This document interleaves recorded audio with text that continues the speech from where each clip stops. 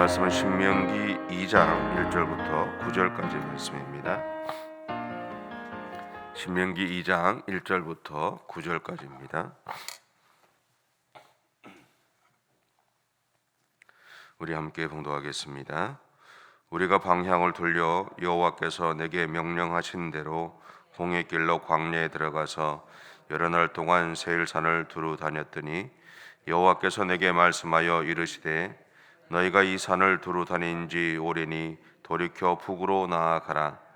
너는 또 백성에게 명령하여 이르기를 너희는 세일에 거주하는 너희 동족 에서의 자손이 사는 지역으로 지날진대 그들이 너희를 두려워하리니 너희는 스스로 깊이 삼가고 그들과 다투지 말라.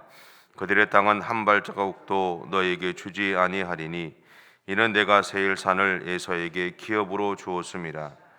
너희는 돈으로 그들에게서 양식을 사서 먹고 돈으로 그들에게서 물을 사서 마시라. 내 하나님 여호와께서 내가 하는 모든 일에 내게 복을 주시고 내가 이 큰 광야에 두루 다님을 알고 내 하나님 여호와께서 이 40년 동안을 너와 함께 하셨으므로 내게 부족함이 없었느니라 하시기로 우리가 세일산에 거주하는 우리 동족 에서의 자손을 떠나서 아라바를 지나며 엘랏과 에시온 게벨 곁으로 지나 행진하고 돌이켜 모압 광야 길로 지날 때에 여호와께서 내게 이르시되 모압을 괴롭히지 말라. 그와 싸우지도 말라. 그 땅을 내가 네게 기업으로 주지 아니하리니 이는 내가 롯 자손에게 아르를 기업으로 주었습니다. 아멘. 우리가 읽진 않았지만 신명기 2장 14절에 보면 이스라엘 백성들이 가데스 바네아에서 세레시네라는 세레시네를 건너기까지 38년이 걸렸다라는 내용이 나옵니다.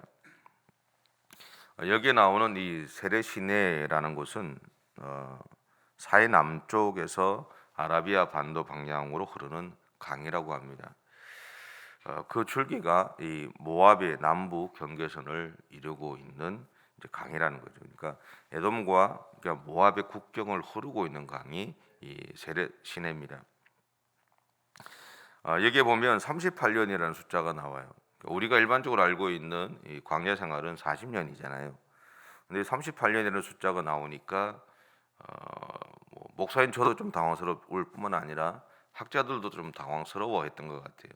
그래서 왜 그럴까를 이분들이 찾다가 내렸던 결론은 뭐냐면 이 38년의 숫자에는 시내산에서 거주했던 1년과 또 가데스 바네아에서 보냈던 시간들, 그 기간들이 빠져 있는 것으로 그렇게 봅니다. 그런데 이것은 38년이라는 숫자를 이해하기 위해서 하는 이야기입니다. 물론 뭐 추측할 수도 있고 여러 가지 연구를 통해서 할 수도 있지만 그런 과정, 그런 어떤 내용들이 여기 안에 포함되어 있다고 이해하시면 됩니다. 근데 그래서 헷갈리지 마시라고. 38년하고 표현되어 있지만 그러면 이 모압과 이 암몬이나 뭐 에서의 지역까지 이렇게 흘러갔던 시간들이 다시 한 2년 정도 더 있었는 것 아닌가라고 생각하지 마시라고요. 그렇지는 않고요. 그냥 40년의 기간 속에서 이 일들이 이루어졌다라는 것만 이해하시면 됩니다. 그리고 여기에서 이스라엘 백성들이 세레시네를 건넜다는 말은 아직도 요단 동편이기는 했지만 이스라엘 백성들이 가나안 땅을 향해서 한 걸음을 내디뎠다는 것을 의미합니다. 이스라엘 백성들에게 있어서는 이 가나안 땅은 한 걸음 내딛기에 좀 두려운 곳이었거든요. 그런데 오늘 성경에서 우리가 읽지는 않았지만 신명기 2장에서 표현하는 그 내용 중에서 이 세레시네를 건넜다는 이야기는 한 걸음 내디뎠다라는 겁니다. 실제로 가나안 땅을 밟지는 않았지만 밟기 위한 또 한 걸음을 내디뎠던 상황이라는 거죠. 근데 오늘 하나님은 우리에게 그들 앞에 있는 두 민족에 대해서 보호자로 이렇게 자신을 자처하세요. 하나님은 원래 이스라엘 백성들의 보호자잖아요. 그죠?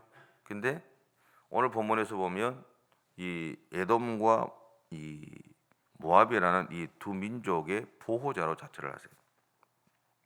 첫째 에돔 족속인데요. 이들은 에서의 후손들로 하나님이 그들에게 세일산을 중심으로 한 지역을 주셨다라고 이제 선언하셨습니다. 4절에서 하나님은 에덴 족속이 이스라엘을 두려워하고 있다는 것을 밝혀요. 그러면서 4절 끝과 5절 초반에서 이렇게 얘기합니다. 너희는 스스로 깊이 삼가고 그들과 다투지 말라. 그렇게 명령하셨습니다. 왜 이스라엘 백성들을 이 에돔 족속이 두려워하는지에 대해서는 나타나지는 않아요. 그러나 여기에서 하나님이 이스라엘 백성들에게 이야기하신 게 뭐냐면 자신들을 두려워하고 있는 에돔 족속을 이해하고 조심스럽게 그리고 최대한 그들의 마음을 배려하면서 행동하라라는 하나님의 명령이 이 안에 깔려져 있습니다. 이것을 위해서 하나님이 그들에게 이스라엘 백성들에게 요청한 게 뭐냐면 곡식도 돈을 주고 사서 먹고 물도 돈을 주고 사서 먹으라라고 얘기했어요. 그러니까 에돔 족속에게 어떤 아픔도 주지 말라라는 겁니다. 두려워하는 사람, 또 불안해하는 사람 중에 좀 두려움이 있고 불안함이 있는 사람들은요, 옆에서 누가 재치기만 해도 놀랍니다. 그리고 숨소리만 조금 크게 내도 불안해하죠. 내 안에 두려움이 있고 불안함이 있기 때문입니다. 그런데 내 안에 생기는 불안함과 두려움이 왜 내 안에 갑자기 있지라고 우리가 고민해 보지만 사실 답을 찾지를 못해요. 그 원인을 찾아보면 그냥 보여지는 환경 때문에, 상황 때문에 두려움이 생기는 것이 아니라 갑자기 두려움이라는 게 훅 들어오거든요.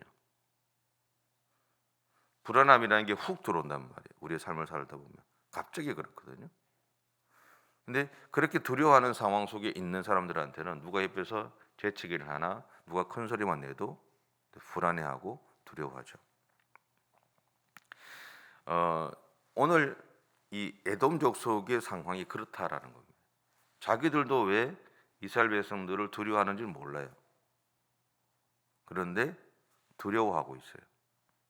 근데 우리가 신앙적인 시각으로 보면 그들이 하게 만드신 분은 하나님이시겠죠. 그들로 하여금 불안하게 만드시는 분은 하나님이실 거예요. 근데 이스라엘 백성들에게 이야기하는 것이 하나 있습니다. 그렇게 불안해하고 두려워하는 사람들을 대할 때 너희가 어떻게 할 거냐? 나중에 가나안 땅에 들어갔을 때 너희로 인해서 두려워하는 민족을 만나게 될 건데 너희가 어떻게 할 거냐? 여기서부터 훈련해 보다라는 겁니다. 다시 말하면 이스라엘 백성들에게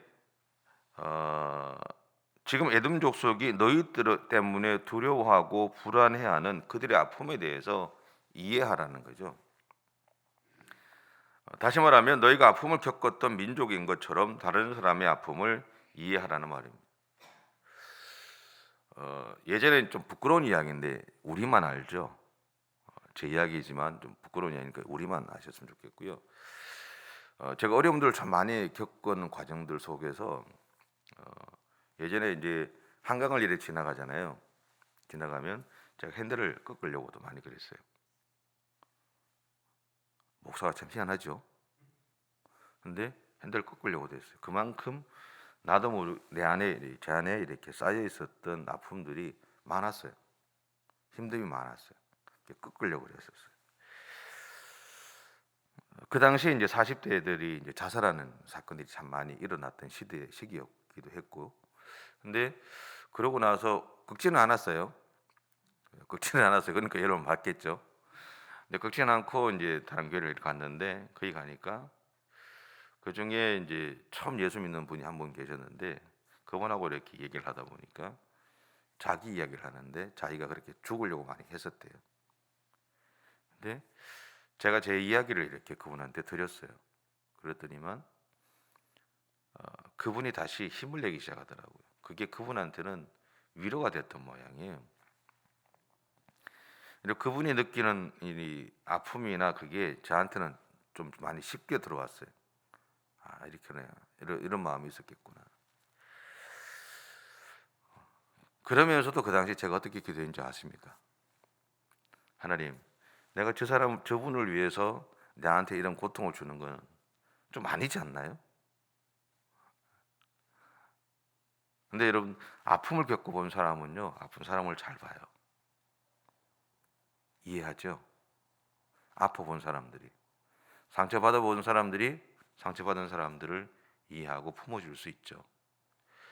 하나님 오늘 에돔의 사건, 에돔 족속에 대해서 하나님이 이스라엘 백성들에게 이야기한 것이 저는 그런 것이 아닐까라는 생각을 해요.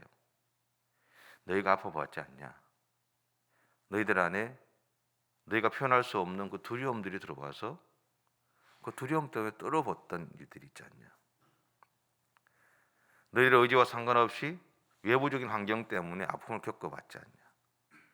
지금 에돔이 그런 상황이다. 그리고 너희가 들어가는 가나안 땅에 있는 민족의 상황 중에도 그런 상황들이 있을 거다. 그들을 이해해줘라. 그들을 품어줘라. 그것이 하나님이 에돔 족속이 하는 이야기입니다. 두 번째는 모압인데요.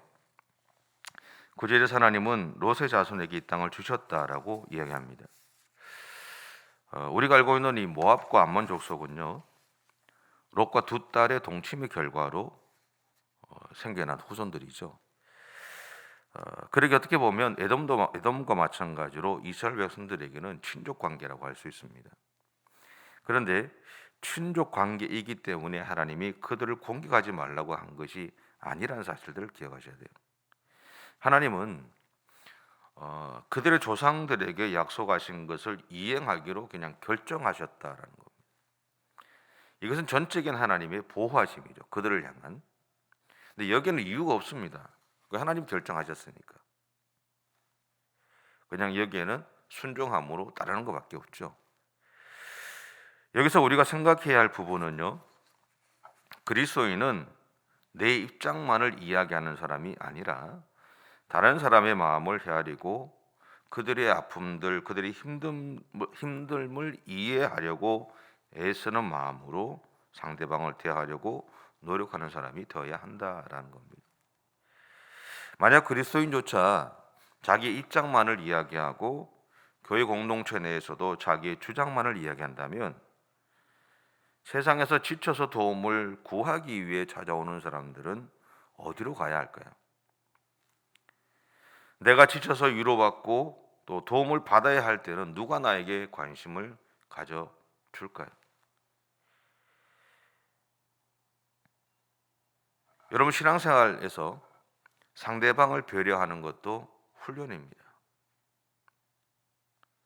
우리는 어려움을 겪고 나서 조금의 시간이 지나면 그 겪었던 어려움들을 잊어버려요. 좋게 표현해서 망각이라 그러죠. 그럼 나도 모르게 내가 당했던 그 아픔들을 잊어버리고 아파하는 누군가를 돌보기보다는 그냥 밀어내버리는 경우가 많이 있어요. 갈 데가 없다라는 거죠. 내가 누군가를 밀어내면 나 또한 누군가로부터 밀어냄을 당할 수 있다는 사실들을 우리는 기억해야 합니다. 교회는요, 아픈 사람들이 모여요. 교회는요, 어려운 사람들이 모여요. 상처투성이로 와요. 오는 이유는 딱 한 가지예요. 위로받고 싶다고, 사랑받고 싶다고, 찢어진 그 마음들이 꿰매지기를 바라는 거예요. 하나님의 사랑으로.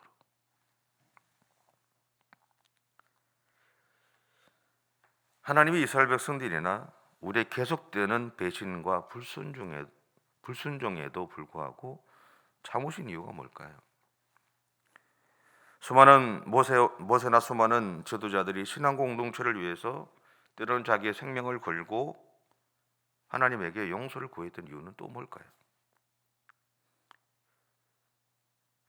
배신하고 불순종하는 그들의 마음을 이해했기 때문이 아닐까요? 모세나 수많은 지도자들도 실수하는 사람입니다. 그리고 하나님은 우리가 그렇게 실수하고 하나님의 말씀에 불순종하는 삶을 살아갈 것을 알고 계세요. 그래서 우리를 이해해 주시는 거죠.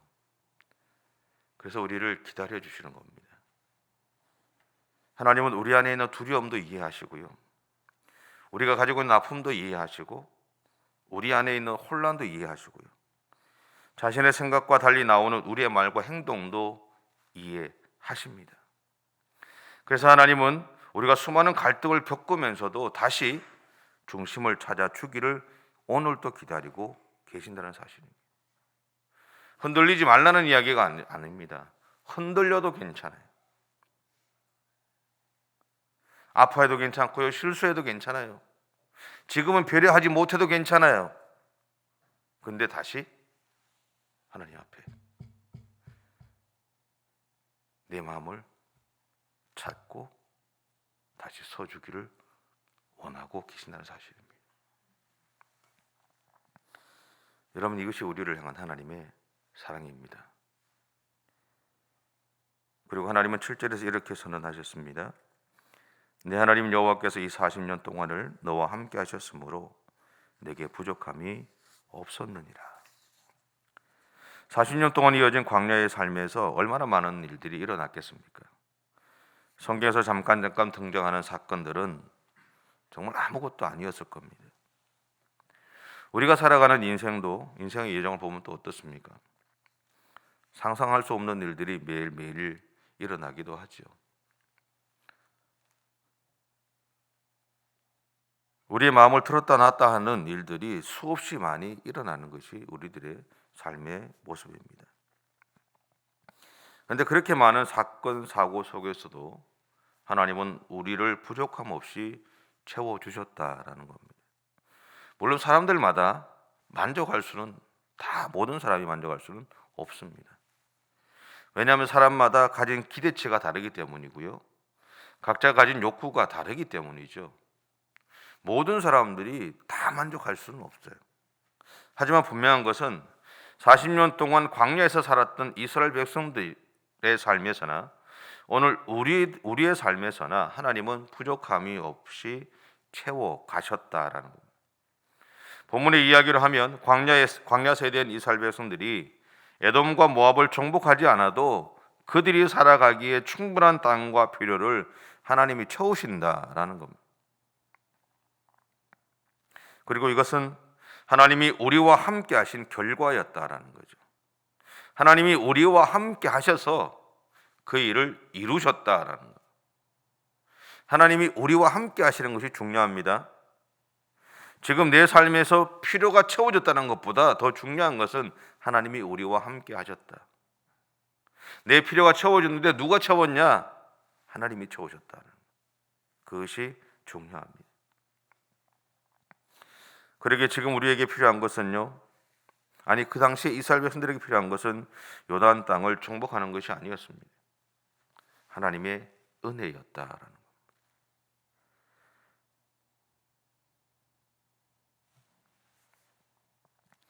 여러분, 오늘 하루 여러분의 삶의 현장에서 또 직장이나 사업의 관계에서 이렇게 하나님을 의지하셨으면 좋겠어요.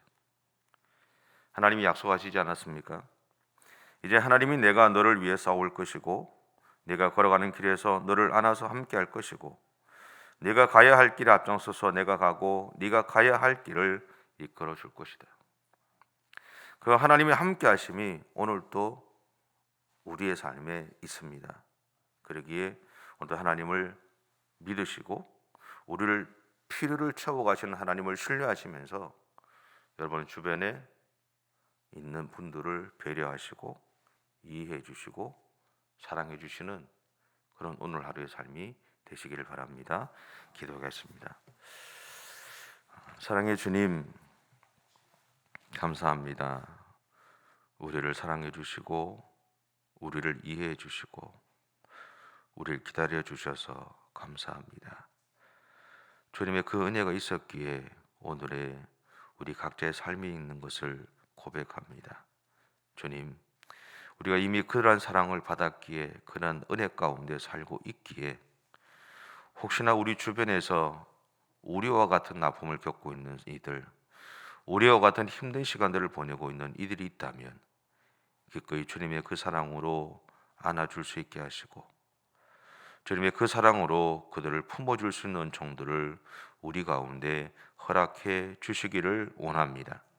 무엇보다 주님께서는 우리의 삶을 우리와 함께 하셔서 우리의 삶을 책임져 주신다는 사실들을 꼭 기억하시고 아무리 힘들고 어려워도 때로는 우리가 상상하지 못하는 일들이 갑작스럽게 우리의 삶에 일어나도 하나님이 나와 함께 하신다는 사실들을 기억하면서 하나님과 함께 우리의 피를 쳐박으시고 우리의 문제를 해결해 주시는 하나님의 놀라운 손길들을 경험하며 살아가는 우리 모든 성도들의 삶이 되어줄 수 있도록 하나님 함께해 주시옵소서. 오늘도 우리의 삶의 터전으로 나아가고자 합니다. 우리의 걸음걸음들이 복되게 하시고 우리의 삶을 하나님께서 온전히 인도해 주시옵소서. 감사드리며 예수님의 이름으로 기도드립니다. 아멘. 하늘에 계신 우리 아버지, 아버지의 이름을 거룩하게 하시며 아버지의 나라가 오게 하시며 아버지의 뜻이 하늘에서와 같이 땅에서도 이루어지게 하소서. 오늘 우리에게 일용할 양식을 주시고 우리가 우리에게 잘못한 사람을 용서하여 준 것 같이 우리 죄를 용서하여 주시고 우리를 시험에 빠지지 않게 하시고 악에서 구하소서. 나라와 권능과 영광이 영원히 아버지의 것입니다. 아멘.